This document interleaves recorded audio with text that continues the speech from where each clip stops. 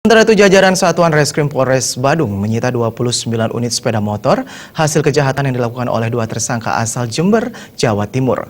Polisi melumpuhkan tersangka dengan timah panas karena mencoba melawan saat disergap di Jember. 29 unit sepeda motor dengan berbagai merek merupakan hasil kejahatan tersangka Pendik Purwanto alias Piteng dan Edi Siowanto alias Aziz asal Jember, Jawa Timur. Sepeda motor tersebut disita dari tangan warga di wilayah Seririt Buleleng yang telah membeli kendaraan hasil kejahatan dengan murah. Kapolres Badung AKBP Rudi Setiawan mengatakan, kedua tersangka ini termasuk lihai dalam melakukan aksi pencurian. Mereka telah beraksi sebanyak 50 kali, yakni 18 kali di wilayah Badung, 16 kali di Denpasar, 8 kali di Tabanan, dan 8 kali di Gianyar.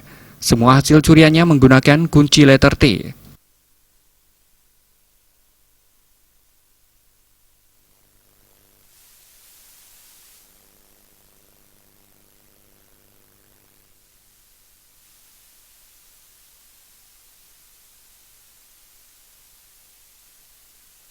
Kasat Reskrim Polres Badung AKP Mikael Huta Barat mengatakan terungkapnya komplotan pencurian ini dari pengembangan aksi pencurian di Jalan Raya Sibang Angantake dengan korbannya Gusti Ketut Widiantara.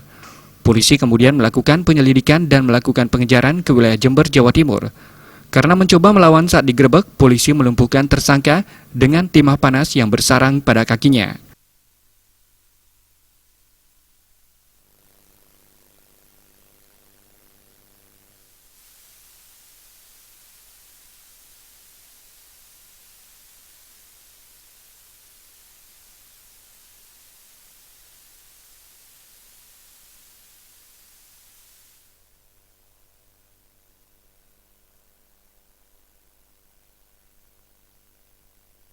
...29 unit sepeda motor dan sebuah kunci letter T disita polisi sebagai barang bukti.